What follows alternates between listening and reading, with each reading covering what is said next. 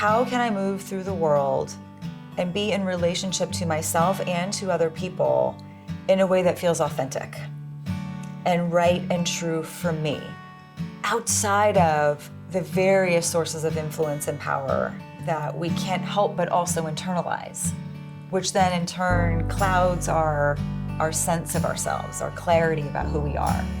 And what we do with that discomfort sometimes is we turn it into shame, or we turn it into a kind of vulnerability that we're just not ready to lead with or to spend time with. By definition, the experience of shame is hiding, right? It compels us to go into disconnection with ourselves, to go into judgment, to go into isolating, right? Whenever we feel shame, and it's a visceral experience, from a neurobiological perspective, we're commanded to go find a safe place to hide and be away from whatever it is that threatens our sense of safety with ourselves even, with our own truth.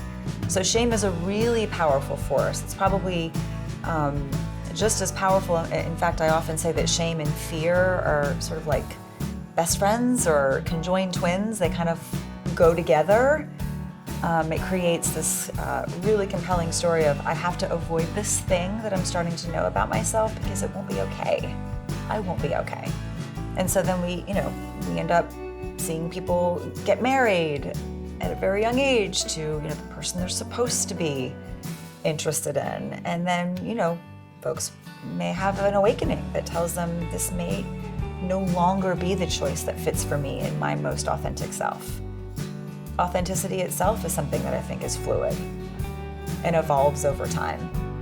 But we have this culture that sometimes gets really obsessed or fixated on whether or not something is normal, depends on whether or not it's biological or was always the case.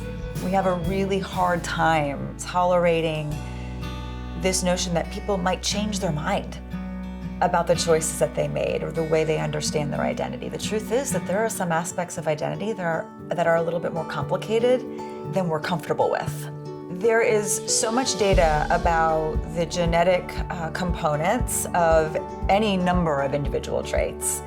I think what's really interesting and what we're hopefully starting to embrace a little bit is that for a lot of people who identify as gay and lesbian, they would say, I was born this way.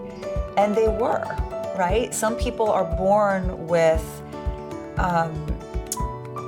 genes or ways of being in the world that are expressed in a really clear and obvious and easily categorized way.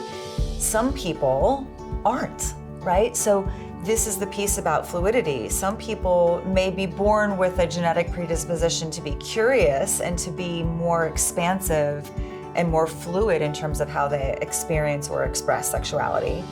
But some people, would say they have a different experience.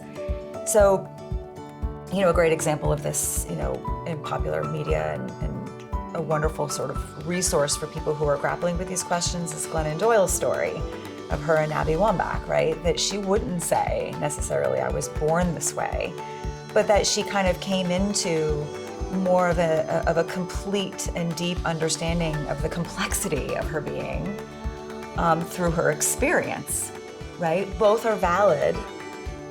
Both deserve a lot of compassion and understanding and curiosity and celebration. We're inundated on a conscious and unconscious level with messaging, with judgments, with assumptions, stigma, what's considered normal, cultural expectations, religious traditions, messages that just come from, our society in general. I mean, anything from, overhearing either heteronormative language or homophobic language growing up can be internalized that help me kind of categorize this part of me as either good or bad.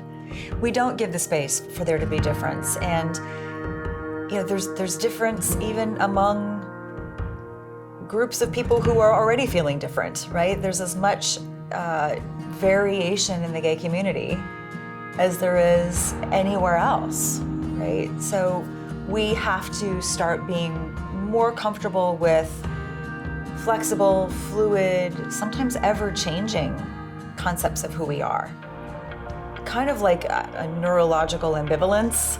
From a biological evolutionary perspective, there is something really important about belonging to, a tribe of people in which you feel like you have shared characteristics, shared values, shared experiences, shared goals, that this is in fact the earliest ways that we experienced the very biologically essential experiences of safety and connection and belonging and understanding. In fact, it would have been very dangerous to step outside the norms of your tribe, right? You would have been at risk for isolation and for not surviving, right? So as a kind of species and as a community and as a culture, as a society, we've continued to evolve to make room for variation in not only experiences inside, but our expectations of what a normal, healthy, happy life looks like.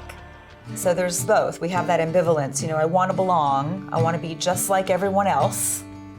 That's a really kind of normal and biologically kind of important investment.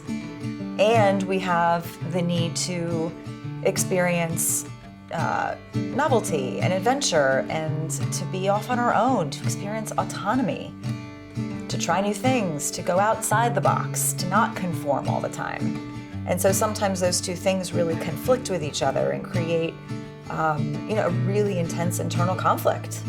So it's a really, really important dilemma to be able to sit with and understand, and then to unpack a little bit. And this is where I really try to help people make that reconciliation. And what we sometimes find as people really begin to explore that is that I may not have been experiencing belonging in my family of origin or religion of origin. I may have been trying to fit in, which is a very different thing. And Brené Brown talks a lot about this, that there's a really important difference between fitting in order to not be excluded, which has some underpinnings of survival, right?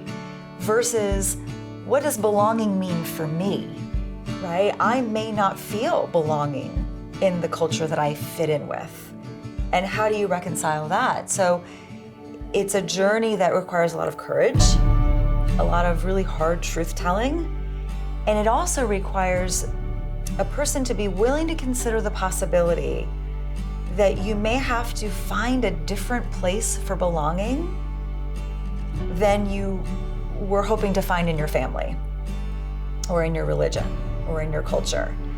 And that might look really different for different people. For some people, it looks like totally abandoning the culture and family and religion they grew up in favor of starting fresh to find, their chosen family. For some people, it might look like a hybrid, right? I show up at Christmas, I'm flexible, I maybe choose not to speak about certain things, and that feels okay to me because it's just as important to me as it's ever been to still show up and identify as a Christian or identify as the daughter of these people who did the best they could. So there's really a range in what people need to do in order to integrate those two needs, the need to belong, the need to fit in sometimes, the need to be safe, and the need to be themselves and to live their life according to this new experience of authenticity and values.